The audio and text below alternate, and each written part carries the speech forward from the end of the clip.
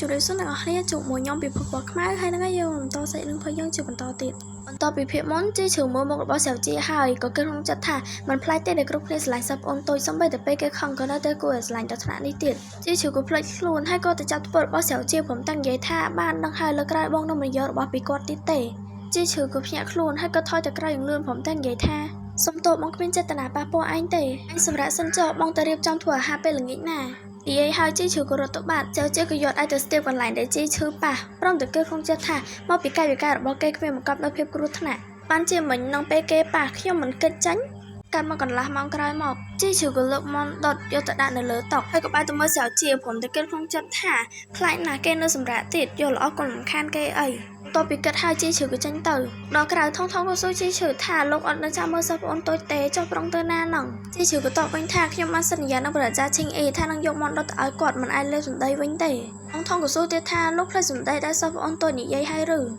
ที่ถือก้นใหญ่ท่าเขี้ยวมาสัญญาณนังเกย์ให้นังมาอย่างเนี่ยได้ผู้เกย์สลายก็จะสับอ่อนตัวเขี้ยวกรอนแต่จีตัวอ่อนมันตบมันซ้ำเหยื่อไว้ตระบารำตื่นยัยให้จีถือก้นนักขึ้นดาวมกดบอสชิงเอให้ก้นยืนยันแต่สบายจัดที่ถือกลมต่อติดแถมประจาชิงเอเมริยาบัดซัมซูนให้แถมเตียงสุพิบริบซาดอัตนะหนังตัวใบจีมนุษย์มันละออก็มันกระคลังนานได้ท้องเลือแบบนี้ก็หนียัยแท้เฮยตามจัดจ่อเกย์กับการยังเคยเนินดำหนาอุไว้หรือว่าประจาชิงเอที่ถือมาดอมมกดำหนาให้ก้นยัยแท้ประจาชิงเอขยมยกมันดดหมกจูนเฮยที่ถือก็โจตะครองสำนักให้กับสู้แท้ประจาชิงเอเนเตแล้วก็มันเลยที่ถือก็กระทงจะตั้งช่างแท้จำไหลมันไม่ก็ไม่มันโดนจังใบตะมาแข่งที่ถือก็เคยลอบซอดแท้หรือว่าชิงเอกของแต่ชายยังสะท้อนสันเถอที่ถือก็เย่ท่าช่วยเพลิงใช้อะไรบนรถเพลิงนู่รัวที่ถือก็เย่ท่าหูสำนักให้ได้ประมาณไงมุนขยมอัพศกกระสายเจอปีโลหะเทียดตั้งปีวิธีกรุบกรองเพลิงกลมไอเช็คเตะดาวดมบอลแข่งที่ถือมาครองรอนุศกก็เคยสะพมกับบ้าให้ก็เย่ตั้งช่างแท้ให้ยาไม่ก็มีสะพมหมกบ้าซาในตีนี่ให้ก็ยศสะพมนุ่มมาเมื่อก็เย่ท่าล้อหน้าด้านนำต้นใช้คลั่ง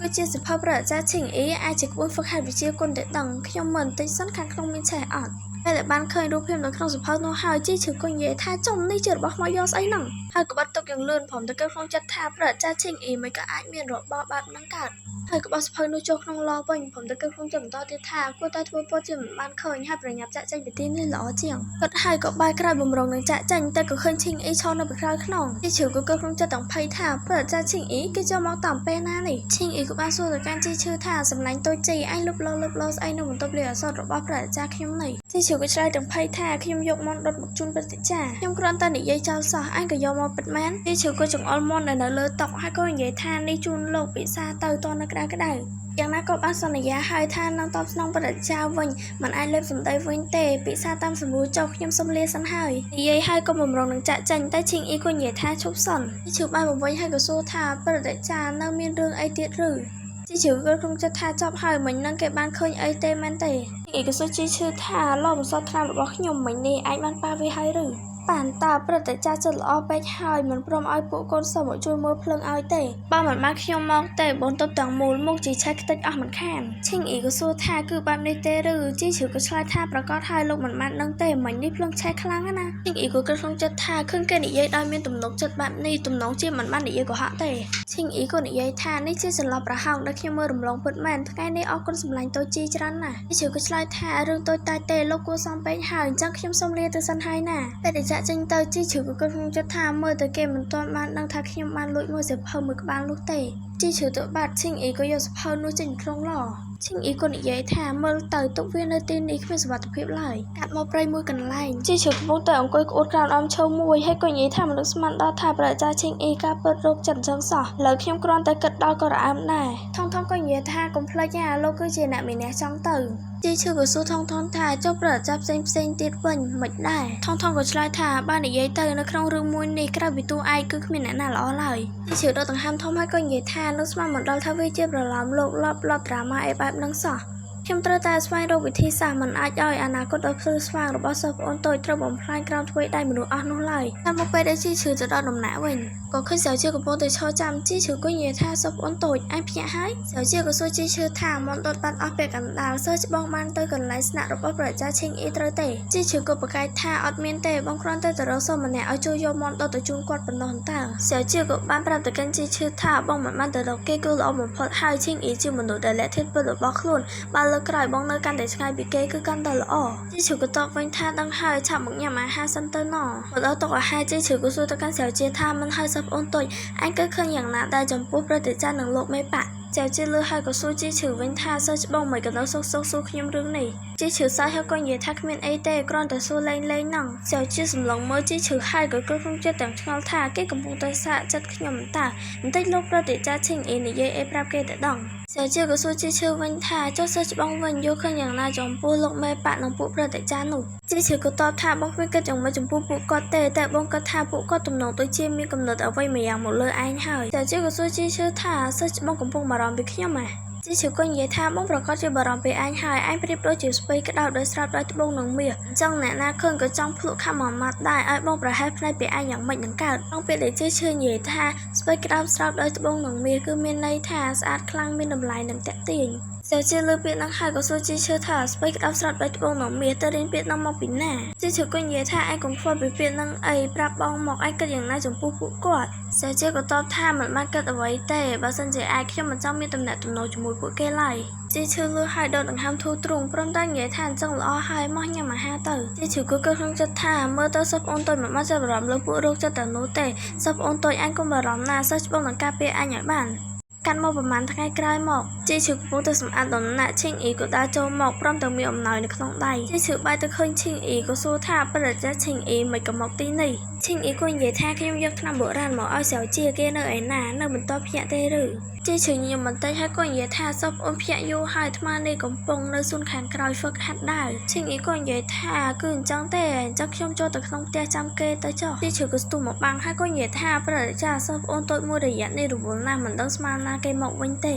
ជីឈឺក៏និយាយថាមិនក៏ប្រតិចាមិនអោយថ្នាំបុរាណមកខ្ញុំមកចាំខ្ញុំយកទៅឲ្យគេជំនួសហើយក៏លោកដែរបំរុងទៅយកថ្នាំនោះតែឈិងអ៊ីគេចចេញហើយក៏តបវិញថាមិនអីទេយ៉ាងណាក៏បានមកទៅហើយចាំជួបមនុស្សផ្ទាល់ទៅល្អទោះចាំបន្តិចក៏គ្មានបញ្ហាអ្វីដែរជីឈឺក៏និយាយថាអញ្ចឹងលោកអង្គុយចុះសិនទៅខ្ញុំទៅឆុងតែក្តៅមកជូនពេលដែលជីឈឺទៅឆុងតែក៏គិតក្នុងចិត្តថាមនុស្សរោគចិត្តម្នាក់នេះចេះដល់ថ្នាក់នេះច្បាស់ជាមានចេតនាមិនល្អឡើយធ្វើយ៉ាងម៉េចទើបអាចកម្ចាត់គេបានជីឈឺតែមិនទាន់ផុតផងឈិងអ៊ីក៏ចាប់ដៃជីឈឺហើយក៏សួរថាអ្វីក៏តែរបស់ឯងនៅមិនទាន់ជាទៀតឯងមិនបានប្រើថ្នាំដែលខ្ញុំបានឲ្យឯងទេឬជីឈឺភ័យណាស់ក៏និយាយថាខ្ញុំថ្នាំដែលលោកឲ្យមានតម្លៃណាស់ទៅខ្ញុំមិនហ៊ានប្រើម្យ៉ាងរបស់ខ្ញុំទួយតែគ្មានអ្វីធំដុំទេចាំពេលណាចាំបាច់ខ្ញុំនឹងប្រើឈិងអ៊ីអងកាន់តែគិតជីឈឺហើយក៏សួរថាទុកពេលចាំបាច់សម្លាញ់ទួយជីប្រុងចាំដល់របួសធ្ងន់ធ្ងរខ្លាំងទៅព្រមប្រើឬតែម្នាក់នេះមិនគួរធ្វើមិនសមគួរបែបនេះសោះខ្ញុំនឹងប្រើវាឆាប់ធានាថាមិនឲ្យខ្ជះខ្ជាយបំណងល្អលោកទេជីឈឺក៏គិតក្នុងចិត្តទាំងឆ្ងល់ថាក្រែងគេមកទីនេះរកសិស្សប្អូនតូចយាយមិនក៏មកប្រជែងស្អីជាមួយខ្ញុំទៅវិញសៅជាមកដល់ឃើញឈិងអ៊ីនៅក្បែរជីឈឺពេកក៏សួរថាអ្នកទាំងពីរកំពុងធ្វើស្អីហ្នឹងជីឈឺដែលឃើញសៅជាមកដល់ក៏គម្រាមដៃជីងអ៊ីចាញ់ហើយក៏និយាយថាសិស្សប្អូនតូចអញមកហើយ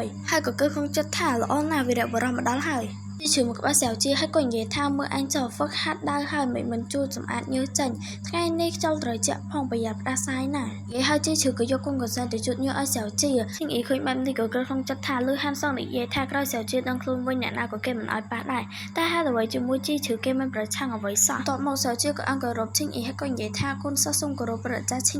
ងអ៊ីក៏និយាយថារវាងពួកយើងមិនបាច់គួរសមដល់ថ្នាក់ហ្នឹងទេនេះគឺជាថ្នាំដែលខ្ញុំមិនសុទ្ធឲ្យឯងល្អសម្រាប់ព្យាបាលរបួសឯងណាស់ហើយក៏ហុចប្រអប់ថ្នាំឲ្យសៅជាក៏និយាយថាអរគុណច្រើនណាស់ប្រតិចាឈិងអ៊ីឃើញទង្វើសៅជាបែបនេះក៏គិតក្នុងចិត្តថាសៅជាមិនដែលប្រើពាក្យនឹងកាយវិការគួរសមបែបនេះដាក់ពួកយើងពីមុនមកទេឥឡូវបែរទៅជាបែបនេះបែរជាមានបំណងរក្សាគម្លាតពីពួកយើងហើយឈិងអ៊ីក៏បែរទៅមើលជាឈឺទាំងមូលម៉ៅហើយក៏គិតបន្តទៀតថាធម្មជាតិរបស់សៅជាគឺមិនងាយនៅចិត្តស្និទ្ធជាមួយអ្នកណាទេជាឈឺម្នាក់នេះចំជាប៉ិនប្រសពណាស់មិនបានប្រហែលថ្ងៃផងក៏អាចនៅស្អិតរមួតជាមួយសៅជាបានទៅហើយជីឈឺឃើញឈិងអ៊ីសម្លងមកខ្លួនបែបនេះក៏គិតក្នុងចិត្តទាំងឆ្ងល់ថាមិននៅសុកគេសម្លងមកខ្ញុំបែបហ្នឹងឬមួយគេដឹងរឿងដែលខ្ញុំលួចមើលសៀវភៅគេហើយឈិងអ៊ីក៏បានទៅញញឹមដាក់សៅជីហើយក៏និយាយថាសៅជីតំណែងឯងនឹងសម្លាញ់ទូចជីមើលទៅពិតជាល្អមែនសៅជីក៏និយាយវិញថាប៉ុន្មានថ្ងៃនេះព្រោះតែបានសិស្សច្បងជួយមើលថាយ៉ាងដិតដល់ទៅខ្ញុំបានធូរស្បើយលឿនដូច្នេះខ្ញុំពិតជាដឹងគុណគាត់ណាស់គាត់គឺជាមនុស្សល្អមែនទែនជីឈឺលើសៅជីនិយាយបែបនេះសប្បាយចិត្តណាស់ក៏សួរថានេះសិស្សប្អូនទៅកំពុងតែសរសើរបងថងឃើញជីឈឺរំភើបពេកក៏និយាយថាប្រមូលអារម្មណ៍លោកឡើងវិញទៅត្រឹមតែប្រយោគមួយឃ្លាប៉ុណ្ណោះក៏រំភើបដល់ថ្នាក់នឹងទៅហើយតែជាក៏និយាយទៅកាន់ឈិងអ៊ីថាព្រឹត្តិការណ៍ប្រសិនបើលោកគ្មានកិច្ចការអ្វីទេគុណសោះសូមមិនរំខានទៀតឡើយឈិងអ៊ីលឺសៅជានិយាយបែបនេះក៏សួរទៅវិញតាមមិនពេញចិត្តថាសៅជានេះឯងប្រុងដឹងខ្ញុំចេញឬ បរិយាកាសក៏ប្រែទៅជាទើទាល់ជីឈឺឃើញបែបនេះក៏និយាយថាព្រឹទ្ធាចារ្យសិស្សអូនតូចមិនមែនមានន័យអញ្ចឹងទេព្រឹទ្ធាចារ្យមានកិច្ចការត្រូវធ្វើច្រើនសិស្សអូនតូចខ្លាចធ្វើឲ្យខាត់ពេលរបស់លោកនឹងណាជីអ៊ីបាទៅរកជីឈឺហើយក៏និយាយថាគាត់ជូនអីថ្ងៃនេះខ្ញុំអត់មានការរវល់អីទេល្មមអាចអង្គុយលេងនៅទីនេះបានតាមចិត្តរួចក៏នៅចាំភ្លក់ធ្វើម្ហូបរបស់សម្លាញ់តូចជីដែរណាសម្លាញ់តូចជីមុនដុតដែលឯងយកមកជូនខ្ញុំដោយផ្ទាល់លើកមុននោះពិតជាឆ្ងាញ់ណាស់ខ្ញុំនៅចាំមិនភ្លេចទេមិនដឹងថាថ្ងៃនេះមានសំណាងបានញ៉ាំទៀតឬអត់ណោះជីឈឺលឺឈិងអ៊ីនិយាយបែបនេះក៏និយាយថាអញ្ចឹងលោកមិនយល់ទាស់ទេអាចនៅចាំពិសាអាហារសិនបានតែជាបន្ទាប់ពីដឹងថាជីឈឺខកខ្លួនរឿងដែលយកមន់ទៅជូនឈិងអ៊ីហើយក៏បានមកសម្លក់ជីឈឺងាកមុខចេញហើយក៏គិតក្នុងចិត្តថាតែចាឈិងអ៊ីសំជាមាត់រអិលមែនមានចេតនាចង់សង្កត់ធ្ងន់ថាយកទៅជូនដោយផ្ទាល់ចាំមើលពេលគេទៅវិញសើជាច្បាស់ជាមិនដោះលែងខ្ញុំទេថងចេញមកហើយក៏ស្រែកថាខ្ញុំប្រាប់លោកហើយថាកុំទៅតែលោកមិនស្ដាប់ឲ្យសមមុខហើយក៏កាត់មក1 ម៉ោងក្រោយមកនៅតុអាហារជីឈឺក៏លើកម្ហូបមកដាក់នៅលើតុហើយក៏និយាយថារួចរាល់ម្ហូបឆ្អិនហើយសូមអញ្ជើញពិសាឈិងអ៊ីក៏និយាយថាមើលទៅទំនងឆ្ងាញ់ណាស់អញ្ចឹងខ្ញុំឡើងគួរសមហើយណាសើជាក៏យកចង្កឹះចាប់ត្រីមួយដុំឲ្យជីឈឺហើយក៏និយាយថាមួយចំណែកនេះអត់មានឆ្អឹងទេណាជីឈឺក៏និយាយថាអរគុណសពអូនតូចជីឈឺក៏ចាប់ឆ្អឹងចំណីមួយដុំឲ្យសៅជីហើយក៏និយាយថាលីឆ្អឹងចំណីដែលអញចូលចិត្តបំផុតឈិងអ៊ីឃើញបែបនេះក៏និយាយថាសម្លាញ់តូចជីស្មានមិនដល់ថាឯងនឹងសៅជាស្និទ្ធស្នាលគ្នាដល់ថ្នាក់នេះសោះពេលមុនសៅជាមិនដែលចាប់ម្ហូបឲ្យអ្នកណាឡើយជីឈឺលឺបែបនេះក៏សួរសៅជាថាពិតមែនឬបងគាត់ស្មានថាឯងមិនចូលចិត្តញ៉ាំទៅបានជាយកឲ្យបងវិញសៅជាក៏និយាយថាកាលពីមុនសិស្សច្បងរវល់កិច្ចការច្រើនហើយខ្ញុំនឹងគាត់មិនសូវចុះសម្រងគ្នាទេខ្ញុំសន្លមកថាគាត់មានគំនិតមិនល្អប៉ុន្តែពេលនេះមើលទៅគឺខ្ញុំចិត្តចង្អៀតខ្លួនឯងតែជាបានមើលជីឈឺហើយក៏និយាយថាសពថ្ងៃសិស្សច្បងមើលថាខ្ញុំដិតដល់ណាស់ដូច្នេះខ្ញុំគួរតែយកចិត្តទុកដាក់ចំពោះគាត់វិញដូចគ្នាជីឈឺលឺបែបនេះរំជើបរំជួលណាស់ហើយក៏និយាយថាសពអូនតូចឯងគួរសមពេកហើយឈិងអ៊ីក៏សួរសៅជាថាកាលពីប្រហែលថ្ងៃមុនខ្ញុំឮហានសងបានបបួលឯងទៅពិភាក្សាពីក្បួនហ្វឹកហាត់វិជ្ជាគុណតែត្រូវឯងបដិសេធឈិងអ៊ីកាន់ចង្កឹះយ៉ាងណាហើយក៏គិតក្នុងចិត្តថាសៅជាជីឈឺម្នាក់នេះពិតជាល្អដល់ថ្នាក់នឹងឬមិនបានជាឯងតែងតែការពារគេដូច្នេះសៅជាក៏និយាយថាអំឡុងពេលនេះខ្ញុំត្រូវការសម្រាប់ព្យាបាលហើយនៅរវល់ជាមួយនឹងការប្រឡងធំក្នុងបកទៀតមិនសូវមានពេលទេឈិងអ៊ីក៏សួរបន្តទៀតថាអញ្ចឹងឬតែមិនក៏ខ្ញុំឮមកថាឯងបដិសេធក៏ព្រោះតែចង់នៅជាមួយសម្លាញ់តូចជីរំលឹកមេរៀនទៅវិញសៅជាក៏តបវិញថានេះក៏ជាហេតុផលមួយដែរឈិងអ៊ីលឺបែបនេះកាច់ចង្កឹះឡងបាក់ជីឈឺក៏ភ្ញាក់បន្តិចហើយក៏និយាយថាហើយយ៉ាចង្កឹះមិនក៏បាក់អញ្ចឹងព្រឹទ្ធាចារ្យនៅអង្គុយចាំសិនណាខ្ញុំទៅយកចង្កឹះថ្មីមកជូនលោកឈិងអ៊ីងើបឈរហើយក៏និយាយថាមិនបែររំខានឯងទេខ្ញុំស្រាប់តែនៅឃើញមានរឿងមួយចំនួនដែលត្រូវធ្វើលាទៅមុនហើយក៏đãចេញទៅបាត់ជីឈឺក៏និយាយទាំងអន់ចិត្តថាសុទ្ធតែនិយាយថាចង់នៅញ៉ាំអាហារមិនបន្ទាន់បានមួយម៉ាត់ផងក៏ទៅបាត់អាហារច្រើនដល់ថ្នាក់នេះគួរឲ្យស្ដាយណាស់ហើយក៏យកបាយរបស់ឈិងអ៊ីបំរុងយកមកញ៉ាំតែក៏ត្រូវសៅជាទះចាញ់ជីឈឺឃើញបែបនេះក៏សួរថាឯងធ្វើអីហ្នឹងជាក្បួចអាវជីឈឺហើយក៏សួរថាថ្ងៃមុនក្រែងប្រាប់ខ្ញុំថាពឹងសិស្សផ្សេងឲ្យជួយយកមន់ដុតទៅឲ្យគេអីជីឈឺក៏និយាយថាបងខ្លាចអញបារម្ភទៅមិនហ៊ានប្រាប់ឯងតាមត្រង់ប៉ុន្តែឯងទុកចិត្តចុះបងនឹងគាត់គ្មានរឿងអ្វីកើតឡើងទេសៅជីលឺបែបនេះក៏លែងអាវជីឈឺហើយក៏និយាយថាគ្មានអ្វីល្អហើយតែត្រូវចាំលើកក្រោយកុំនៅតែពីរនាក់ជាមួយគេទៀតជីឈឺក៏និយាយថាទទួលបញ្ជាជីឈឺឃើញសៅជាកាន់ចានបាយរបស់ខ្លួនក៏សួរថាសិស្សអូនតូចឯងកាន់ចានបាយបងធ្វើអីសៅជាក៏និយាយថាក្រែងបងញ៉ាំមិនទាន់ឆ្អែតអីខ្ញុំជួយថែមបាយឲ្យជីឈឺក៏និយាយតាំងសប្បាយចិត្តថាវ៉ាសិស្សអូនតូចយកចិត្តទុកដាក់ដល់ថ្នាក់នេះនឹងគេរំជើបរំជួលអត់ថងឃើញបែបនេះក៏និយាយថាហើយគួរឲ្យសង្វេគណាស់ចង់ក្អួតហើយនេះសៅជាក៏លើកបាយឲ្យជីឈឺហើយក៏និយាយថាសិស្សច្បងញ៉ាំតាមសម្រួលកុំខ្ជះខ្ជាយជីឈឺឃើញបាយនោះហើយភ្ញាក់ខ្លាំងណាស់ជីឈឺក៏ញ៉ាំបាយនោះទាំងទឹកភ្នែកហើយក៏និយាយថាសិស្សអូនតូចអីក៏គុំគួនឯងសាហាវម្ល៉េះគេក៏កាត់ឲ្យយើងឃើញនៅដំណាក់អ៊ូវ៉ាងកន្លែងស្នាក់របស់ហាន់សង់យើងក៏ឃើញហាន់សង់ជាមួយឈិងអ៊ីកំពុងលេងអុកជាមួយគ្នាហាន់សង់ក៏និយាយទៅកាន់ឈិងអ៊ីថាតាំងពីថ្ងៃបន្ទាប់ពីសន្លប់បាត់បង់ស្មារតីមកសៅជាមិនសូវមករកពួកយើងសោះឈិងអ៊ីក៏និយាយថាមិញនេះខ្ញុំបានទៅមើលគេដែរគេជាមួយនឹងម្នាក់ឈ្មោះជីឈឺនោះពិតជាស្និទ្ធស្នាលនឹងគ្នាណាស់ហាន់សង់និយាយថាគ្រាន់តែជាក្មេងរប៉រពុយម្នាក់ប៉ុណ្ណោះគ្មានអ្វីត្រូវខ្លាចទេឈិងអ៊ីក៏តបវិញថាជីឈឺគ្មានអ្វីគួរឲ្យខ្លាចពិតមែនតែខ្ញុំខ្លាចថាបើសៅជានៅចិត្តនឹងគេយូរពេកកើតជាគំនិតបាបោខូចដល់ផែនការធំរបស់លោកមេបាក់ទ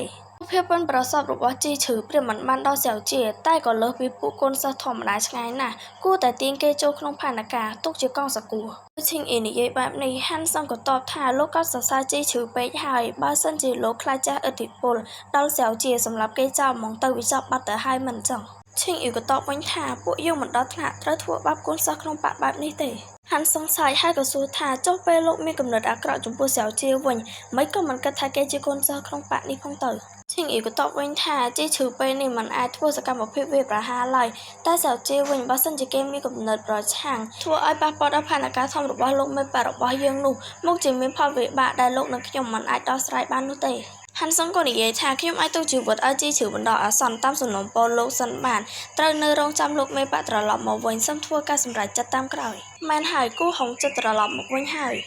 យកាត់មកមើលដំណាក់ជីឈឺជាមួយសៅជាណាវិញជីឈឺកំពុងតែដើរសម្ដៅទៅកាន់ផ្ទះបាយមកដល់ជីឈឺក៏និយាយថាមកពីសពអូនទាំងអស់ប៉ុន្មានថ្ងៃនេះគេទាមទារឲ្យខ្ញុំទៅទិញមេរៀនរហូតដល់ខ្ញុំភ្លេចថាត្រូវកាប់អស់ទុកសម្រាប់ធ្វើម្ហូបនិយាយហើយជីឈឺក៏ចាប់ផ្ដើមកាប់អស់គ្រាន់តែដាក់មួយបន្ថែមភ្លាមក៏ធ្វើឲ្យឆ្អឹងរបស់ជីឈឺប្រេះជីឈឺក៏ស្រែកទាំងឈឺចាប់ថាឲ្យយកឲ្យដៃរបស់ខ្ញុំសៅជាមកដល់ក៏សួរថាសៅច្បងកំពុងធ្វើស្អីជីឈឺក៏ស្រែកដល់ក្តីឈឺចាប់កាត់មកពេលដែលសៅជាឲ្យជីឈឺទន្ទិញមេរៀនវិញសៅជាក៏និយាយថាក្រែងប្រាប់ហើយតាថាឲ្យនៅទន្ទិញមេរៀនសុខភាពខ្ញុំល្អប្រសើរហើយមិនត្រូវការញ៉ាំអាហារទេជីឈឺក៏និយាយតាមទឹកមុខកំសត់និងអន់ចិត្តថាប៉ុន្តែបងឃ្លានណាសៅជាលឺហើយក៏កាំងបន្តិចជីឈឺឃើញសៅជាកាន់អៀមធ្វើម្ហូបក៏សួរថាសោះប្អូនតូចឯងប្រងធ្វើអីហាសៅជាក៏តបថាធ្វើម្ហូបឲ្យបងនៅសុទ្ធមេរៀនបន្តចុះពេលញ៉ាំអីហើយខ្ញុំនឹងពិនិត្យមើលបញ្ជាក់ជីឈឺក៏និយាយថាអបានឈឺក៏និយាយទៅកាន់ថងទាំងសប្បាយចិត្តថាប្រព័ន្ធមើលចុះសពអូនតូចឥឡូវចេះចូលចង្ក្រានធ្វើម្ហូបឲ្យខ្ញុំញ៉ាំដល់តទៀតមិនយូរទេខ្ញុំមុខជាអាចទទួលបានការទុកចិត្តពីគេមិនខានថងក៏និយាយថារឿងវាមិនងាយស្រួលខ្លាំងដូចលោកគិតទេជំហានបន្ទាប់ត្រូវតាមសពអូនតូចឲ្យជាប់មិនដូច្នេះទេលោកអាចនឹងស្លាប់ជីឈឺលឺបែបនេះក៏សួរថងថាស្អីគេខ្ញុំនៅត្រូវងាប់ទៀតប្រព័ន្ធណារស់ក្នុងពិភពលោកនេះអីក៏ពិបាកម្លឹងថងក៏និយាយថាកុំព្រួយអីចាំតែឲ្យក្រសោបសិស្សអូនទៅឲ្យជាប់ទៅខ្ញុំនឹងធានាសុវត្ថិភាពលោកប្រញាប់ទន្ទិញមេរៀនទៅណាកាត់មកអស់ពេលមួយធូបក្រោយជីឈឺក៏ក្រាបទៅលើតុហើយក៏និយាយថាហត់សងស្លាប់ហើយអាការប្រឡងមិនចាប់ឆោមេខ្ញុំមិនដែលប្រឹងប្រែងអីដល់ថ្នាក់នេះទេដល់ជាលើកមីម្ដងហើយក៏ហុចឲ្យជីឈឺព្រមតែនិយាយថាណែញ៉ាំទៅជីឈឺមើលមីនោះហើយក៏និយាយទៅកាន់សៅជាតែរលែងរឡងថាសពអូនតូចនេះឯងធ្វើដល់តដៃឬបងពិតជាក្តុកក្តួលដល់ហើយជីឈឺញ៉ាំបានមួយម៉ាត់ក៏សរសើរថាពិតជាឆ្ងាញ់ណាស់សពអូនតូចធ្វើដៃឯងពិតជាមិនអន់ទេសៅជាមើលជីឈឺញ៉ាំមីនោះហើយក៏គិតក្នុងចិត្តថាប្រមីមួយចាំប៉ុណ្ណោះគេដូចជារំជួលចិត្តពេកហើយជីឈឺក៏និយាយជាមួយសៅជាថាមែនហើយថ្ងៃមិញពេលបងចេញក្រៅឬពួកគុនសន្យាថាព្រឹត្តិការណ៍គូហងដែលដើរល្បាតនៅខាងក្រៅនោះជិតវិលត្រឡប់មកវិញហើយចៅជាភ្ញាក់បន្តិចហើយក៏សួរថាម៉េចគូហងចិត្តវិលត្រឡប់មកវិញហើយចៅជាក៏គិតក្នុងចិត្តថាប៉ុន្មានថ្ងៃនេះរវល់ទៅផ្ដោតលើការហ្វឹកហាត់ដើរពេលខ្ញុំវាតែនឹងភ្លេចថាការពីជីវិតមុនពេលកាត់ម្ដងទៀតគូហងនឹងត្រឡប់មកវិញបន្ទាប់ពីការប្រឡងធំក្នុងបកបញ្ចប់ក្រោយពេលត្រឡប់មកវិញគេក៏ចាប់ដៃជាមួយហានសឹងប្រាក់អបាយកលបង្ខិតបង្ខំឲ្យខ្ញុំទទួលរងនឹងការបំពេញកាត់ឡើងវិញលើកនេះខ្ញុំត្រូវរកមធ្យោបាយចាក់ចេញពីទីនេះឲ្យបានឆាប់បើមើលតាមរឿងពេលរបស់ឈិងអ៊ីទំនងដូចជាចាប់អារម្មណ៍លើជីឈឺហើយបើខ្ញុំចាក់ចេញពីទីនេះតែម្នាក់ឯងជីឈឺអាចនឹងមានគ្រោះថ្នាក់ជីឈឺឃើញសៅជាសម្លងមកខ្លួនក៏សួរថាសពអូនតូចឯងសម្លងមើលបងរហូតបែបនេះមានអីសងនិយាយជាមួយបងអត់សៅជាក៏សួរជីឈឺវិញថាកាលពីមុនសៅច្បងដែលធ្លាប់ជួបប្រតិចាគូហងអត់ហើយគេធ្លាប់ឲ្យរបស់អីដល់សៅច្បងទេសួរជីឈឺហើយសៅជាក៏គិតក្នុងចិត្តថាខ្ញុំនៅមិនទាន់ស្គាល់ជីឈឺច្បាស់ទេបើប្រញាប់នាំគេចាក់ចេញពីទីនេះវាអាចនឹងនាំផលវិបាកដល់ខ្ញុំតែជួយដាស់តឿនគេសិនចុះថងចេញមកហើយក៏ប្រាប់ទៅកាន់ជីឈឺថាប្រតិចាគូហងនឹងលោកមិនដែលមានទំនាក់ទំនងគ្នាអីឡើយលោកអាចនិយាយអីក៏បានមិនបាច់កង្វល់ទេជីឈឺក៏ប្រាប់ទៅកាន់សៅជាថាធ្លាប់បានជួបប៉ុន្មានដងដែរប៉ុន្តែបងនៅប្រតិចាគូហងមិនដែលសូវនិយាយគ្នាអីទេហើយក៏មិនដែលទទួលបានរបស់ពីគាត់ដែរសៅជាលើកបែបនេះក៏និយាយថាអញ្ចឹងល្អហើយអត្តចរិតរបស់គូហងពិបាកបានស្មានណាស់យល់ល្អកុំទៅឆាយគេសោះជីឈឺលឺហើយក៏និយាយថាបងគ្មានរឿងអីត្រូវទៅតាមឆាយគេទេសៅជាក៏សួរបកវិញថាអញ្ចឹងរឿងជាមួយឈិងអ៊ីការលើកមុននឹងបកស្រាយយ៉ាងម៉េចវិញចុះជីឈឺបានយល់បន្តិចហើយក៏និយាយថាមិនក៏អាចនៅលើកយករឿងនោះមកនិយាយទៀតក្រែងបងសន្យាហើយថានឹងមិនទៅរកគេទៀតទេសៅជាក៏ប្រាប់ទៅកាន់ជីឈឺបន្តទៀតថាគូហងជំនីខំមកគុំស្មានណាបើគេឲ្យរបស់អ្វីទៅបងដៃខាត់គុំទទួលឲ្យសោះបើត្រូវគេបង្ខំឲ្យយកក៏ត្រូវបំផ្លាញរបស់នោះចោលឲ្យបានឆាប់ជីឈឺក៏និយាយថាបានបងនឹងហើយជីឈឺអានបកិសៅជាហើយក៏សួរថាសពអូនតូចមិនក៏អញតែងតែប្រាប់ឲ្យបងនៅឆ្ងាយពីប្រតិចាគូហងនឹងលោកមេប៉ាហាជីឈឺក៏គ្រប់ក្នុងចិត្តទាំងឆ្ងល់ថាចម្លែកបានអ្នកដែលគួរតែភ័យខ្លាចគួរតែជាសពអូនតូចទៅវិញតើសៅជារួចមុខជីឈឺចេញហើយក៏និយាយថាមកពីបងល្ងងនឹងហើយវាអាចធ្វើឲ្យរំខានផ្នែកពួកប្រតិចាទាំងនោះជីឈឺក៏សួរថានិយាយម៉ាក់ងាយគឺស្រួលដល់ហើយណោះសពអូនរបៀបឯងនឹងទៅរកឯណាមានទៅសៅជាញញឹមបន្តិចហើយក៏និយាយថាអញ្ចឹងក៏នៅមានបងដែលតាំងខ្លួនជាសិស្សច្បងតែកិច្ចការរៀនសូត្របែរជាត្រូវសពអូនជួយបង្រៀនទៅវិញជីឈឺលឺហើយក៏និយាយថាបងជីឈឺក៏យកសៀវភៅមកមើលហើយក៏និយាយថាឈប់និយាយជាមួយអញហើយបងទន្ទិញមេរៀនបន្តវិញកាត់មកមួយយប់មុនថ្ងៃប្រឡងប្រចាំបកឈឺខ្ពស់តកេងសុកក៏លឺសំឡេងក្រោកក្រាក់ជីឈឺងើបហើយក៏សួរថាសំឡេងស្អីអញ្ចេះ ជីឈឺចេញមកក្រៅឃើញសៅជាក៏សួរថាសប្អូនតូចអញមានលឺសំឡេងស្អីអត់ជីឈឺឃើញសៅជារៀបចំអីវ៉ាន់ក៏សួរថាសប្អូនតូចអញរៀបចំអីវ៉ាន់ធ្វើអីសៅជាក៏ប្រាប់ជីឈឺថាថ្ងៃស្អែកពេលការប្រឡងធំប្រចាំបាក់បញ្ចប់រួចខ្ញុំត្រូវចុះពីលើភ្នំហើយឈឺសួរថាចុះភ្នំចុះពីលើភ្នំធ្វើអីសៅជាក៏និយាយថាមិនចេញមុខមិនចេញមាត់យ៉ាងណាក៏ប្រសើរជាងស្នាក់នៅក្នុងបាក់នេះដែរជីឈឺក៏និយាយថានេះពួកប្រតិចាឲ្យអញចុះទៅបំពេញបេសកកម្មឬពួកគាត់ហួសហេតុពេកហើយអញទើបទៅបានធូរសោះក៏ឲ្យអញចុះទៅធ្វើបេសកកម្មទៅហើយជីឈឺក៏គិតក្នុងចិត្តថាក្នុងបាក់នេះជាធម្មតាមកអនុញ្ញាតឲ្យសិស្សចាក់ចេញពីក្នុងបាក់តែម្នាក់ឯងទេលុះត្រាតែទៅវិហេគូអ៊ីសុំផ្លាក់សញ្ញាដើម្បីធ្វើបេសកកម្មសិនទើបអាចចាក់ចេញពីក្នុងបាក់បានសៅជាក៏និយាយថាមិនមែនទេខ្ញុំគ្រាន់តែមិនចង់នៅទីនេះមួយរយៈប៉ុណ្ណោះចាប់ពីស្អែកទៅបងនៅម្នាក់ឯងត្រូវចេះមើលថែខ្លួនជីឈឺលឺសៅជានិយាយបែបនេះក៏និយាយថាអត់កើតទេបងមិនទុកចិត្តឲ្យអញនៅម្នាក់ឯងឡើយបងទៅជាមួយឯងដែរជីឈឺក៏ចាប់ដៃសៅជាក៏និយាយថាលែងដៃជីឈឺក៏និយាយតាមញ៉ាំញ៉ាក់ថាមិនលែងខ្លួនឯងយកគេទៅជាមួយផងណាសុំអង្វរណាសៅជាចុងក្រោយក៏នៅតែមិនដាច់ចិត្តហើយក៏បាននិយាយថាបានបងចុះសិនទៅខ្ញុំយកបងទៅជាមួយជីឈឺលើកបាននេះសប្បាយចិត្តណាស់ក៏ស្ទុះចូលក្នុងបន្ទប់ហើយក៏និយាយថាល្អណាស់បងទៅវិញអេវ៉ាន់ឥឡូវហ្នឹងហ្មងទៅពេលដែលជីឈឺរៀបចំអេវ៉ាន់ហើយជីឈឺក៏សួរសៅជាថាមិនថាសប្អូនតូចនៅឯចុងព្រមមានបំរាមបើគ្មានផ្លាកសញ្ញាអនុញ្ញាតពីវិហេគូអ៊ីទេធ្វើអ្វីពួកយើងអាចចាក់ចែងក្រៅបានទៅសៅជាក៏ឆ្លើយថាខ្ញុំមានវត្ថុពិសេសដែលអាចឆ្លងកាត់តំបន់ហាមឃាត់ក្នុងបាក់នេះបានយ៉ាងស្ងប់ស្ងាត់នឹងមិនធ្វើឲ្យនរណាអាចដឹងបានឡើយជីឈឺក៏សួរទៀតថាខ្លាំងប្រកែកដល់ថ្នាក់នំផងវត្ថុនឹងបានមកពីណាសៅជាសម្លឹងមើលជីឈឺហើយក៏ឆ្លើយថារបស់នោះរកឃើញនៅដានដីឲ្យកំបាំងកន្លែងដែលធ្វើឲ្យខ្ញុំសន្លប់បាត់បង់ស្មារតីនោះឯងជីឈឺក៏កសាផ្នែករបស់សៅជាសម្លឹងមកខ្លួនបែបនេះក៏គិតក្នុងចិត្តថាហេតុអីគេសម្លឹងមកមើលខ្ញុំដល់កសាផ្នែកបែបនេះតិចលោកគេចាំអ្វីមួយយ៉ាងហើយទេដឹងជីឈឺក៏ធ្វើជាសួរសៅជាទៀតថានៅដានដីឲ្យកំបាំងនោះមានរបស់មានតម្លៃដល់ថ្នាក់នោះឬជីឈឺក៏សួរថងថាប្រព័ន្ធពិតជាបានលោកការចងចាំរបស់គេអស់ហើយមែនអីថងក៏ឆ្លើយថាកុំបារម្ភអីខ្ញុំបានលោកការចងចាំរបស់គេរួចហើយជាសាយហើយក៏និយាយថាមិនហើយការនោះគុំទៅបានសិស្សច្បងនេះឯងដែលនាំខ្ញុំចូលទៅដានដីអាកំបាំងជាមួយគ្នាទើបខ្ញុំអាចបានរបស់មានតម្លៃនេះសុទ្ធតែជាការខិតខំប្រឹងប្រែងរបស់សិស្សច្បងណាជីឈឺឃើញសៅជាបែបនេះក៏ញ័រខ្លួនហ្មងហើយក៏គិតក្នុងចិត្តថាសពអូនតូចគួរខ្លាច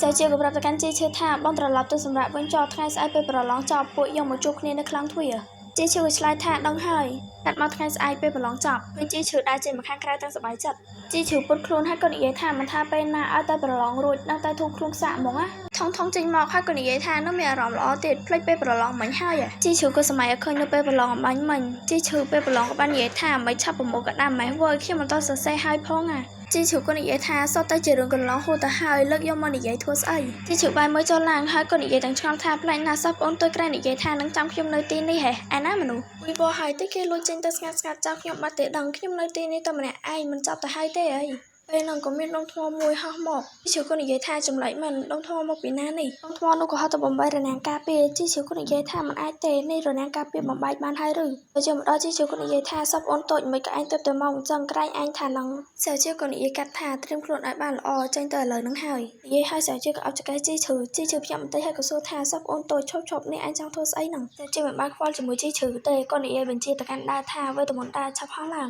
ងហើយសៅជាក៏ចាប់ដាំហោះឡើងជីឈឺក៏និយាយថាសពអូនតូចយឺតបន្តិចទៅមកខ្លាចខ្ពស់ជីឈឺពេលបានជីដាក៏និយាយថាវ៉ានេះចង់ជាដាហោះនៅក្នុងរឿងព្រេងមែនណអស់ចាដល់ហើយនេះជីឈឺក៏សួរសៅជាថាសពអូនតូចដើរទៅរបស់ឯងបានមកពីណាអីក៏អស់ចាម្លេះសៅជាក៏ឆ្លើយថាយកមកពីស្រះវេទមន្តជីឈឺក៏សួរទៀតថាស្រះវេទមន្តជាស្អីទៅសៅជាក៏ឆ្លើយថាជាកន្លែងដែលអាចទទួលបានដើរទៅលំដាប់កំពូលហើយក៏ជាកន្លែងដែលអាចស្វែងរកបុគ្គលខ្លាំងពូកែកម្មការដើរវេទមន្តបានដូចគ្នាសៅជាក៏សួរជីឈឺវិញថាក្រែមកមានដើរវេទមន្តលំដាប់ទី2ទៅហើយតើហេតុអីសូម្បីតែចំណេះដឹងទូទៅក៏មិនដឹងសានចង់ជីឈឺកម្មបន្តិចហើយក៏ឆ្លើយថាដើររបស់បងនោះមិនដឹងមិនទេសុកក៏ប្រើលែងបានហើយក៏សម័យតែឃើញរូបភាពដែលជីឈឺប្រើដើរហ្នឹងតែក៏ប្រើមិនបានសៅជាក៏ប្រាប់ទៅកាន់ជីឈឺថាលើក្រោយពេលចេញក្រៅកុំសួរសំណួរដូចមិញនឹងអីប្រយ័ត្នអ្នកដទៃគេសាច់ចំអកជីឈឺលើបែបនេះក៏សួរសៅជាថាអញ្ចឹងព្រោះតែខ្លាចអ្នកដទៃសាច់ចំអកបងអត់យល់អីក៏អត់អាចសួរបានដែរឬសៅជាក៏បាននិយាយថាបងអាចសួរខ្ញុំបានជីឈឺលើបែបនេះក៏និយាយចំអន់ទៅកាន់សៅជាថាសពអូនតូចមិនមែនព្រោះតែឯងប្រចាំពេលឃើញបងនិយាយជាមួយអ្នកផ្សេងណាយសៅជាលើបែបនេះក៏ប្រឡែងដៃពីចង្កេះជីឈឺដែលធ្វើឲ្យជីឈឺធ្លាក់សៅជាក៏ហត់ទៅចាប់ទាន់ព្រមតែនិយាយថាសិស្សបងនៅខាងក្រៅក៏កុំនិយាយអីតែផ្ដាស់តាមតែចិត្តបាត់នេះជីឈឺលើបែបនេះក៏សួរសៅជាទាំងអន់ចិត្តថាសពអូនតូចនិយាយនេះចង់ថាបងនិយាយច្រើនខុសច្រើនមែនទេជីឈឺក៏គិតក្នុងចិត្តទាំងខឹងថាអាក្មេងសំអុយចិត្តចង្អៀតនេះកាត់មកតំបន់ចេញហៅក្រុងអ៊ីនសាននៅទីនេះមានភាពអ៊ូអរណាស់ជីឈឺដើរបណ្ដាក៏និយាយបណ្ដាថាមនុស្សស្មានថាក្រុងតូចមួយនៅក្រោមភ្នំមានសភាពអ៊ូអរបែបនេះសោះជីឈឺឃើញមនុស្សស្រីពីរនាក់សម្លឹងមកពួកគេក៏ប្រាប់ទៅកាន់សៅជាថាសពអូនតូចមនុស្សស្មានដល់ថាឯងអាយុតិចសោះក៏អាចតាក់ទាញស្រីក្មេងៗឲ្យចូលចិត្តបានដែរស Sao chia của bạp anh thả bông yul kho hai nè để phụ kê sủng lòng môi cái chụp bông tề. Chi chữ của xua tha mơ bông. Sạp từ bên ông mi cô còn xanh đay môi hoa mộc. Chi chữ cho còn xanh nuôi chọp hay có hỏi ăn đứa sơ mình đã nuôi trong tay nị giấy tha nè nên chú được bó hai nè nên mình đã nuôi coi chắp vô còn xanh nuôi trong tay nị giấy tha ốc con nè pro. Mình đã nuôi tụi bạn chi chữ con nị giấy ta sập bài chất tha bắt cho mới khi mình ta mình đã smart tha khi của mình muốn snai khlang đàn ta nó. Thong chênh mà hỏi cái tha ở chi chữ tha chơi ở chơi mà kê nó mình pro tam sập ôn tôi tệ kết đa từ đó na này hỏi. Chi chữ của mình thao được buôn một bài sở chi hay cái xua tha man ha sập ôn tôi bộ dòng trong tới na nằng xẻo chia của prep thả từ đồng nạ lì nơi không ri tiền đi chia chưa của số thả đồng nạ lì anh nơi từ lớp không sò mấy các bạn đang thả tên nên mình đồng nạ lì dây nổ xẻo chia của prep thả cho không chẳng nhàng nào có trâu dơ đang khả chia ca tiêm tục môn này chia chưa của số xẻo chia tết thản trong bộ dân tới thua say nơi đồng nạ lì nổ xẻo chia nhiều mình tết hay của prep thả chạm bấy sạch cắt mà trọ trâu đồng nạ trọ cô lì bây là xẻo chia cho mỗi chi trừ một đòn trọ trâu đồng nạ trọ cô lì xẻo chia của bạn này dây thì can chi chữ thảมันติดติดบ้องทรายตามขยมไอจอบให้ทั่วตามการนายนรบขยมยลเนอ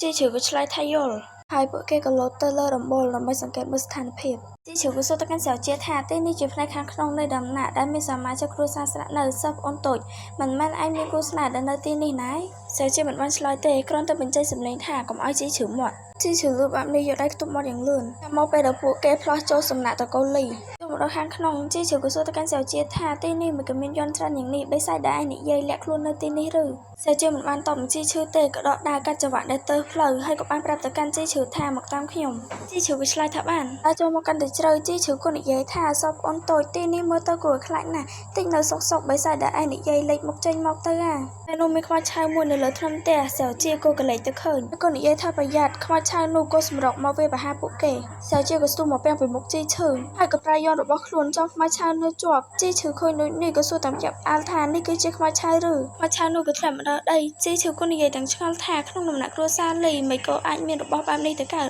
វីដេអូយើងចាប់ដំណឹងឲ្យអ្នកគ្នាសូមអធិស្ឋានជាមួយការយឺតយ៉ាវហើយនឹងឲ្យជួបគ្នានៅវីដេអូក្រោយជម្រាបលា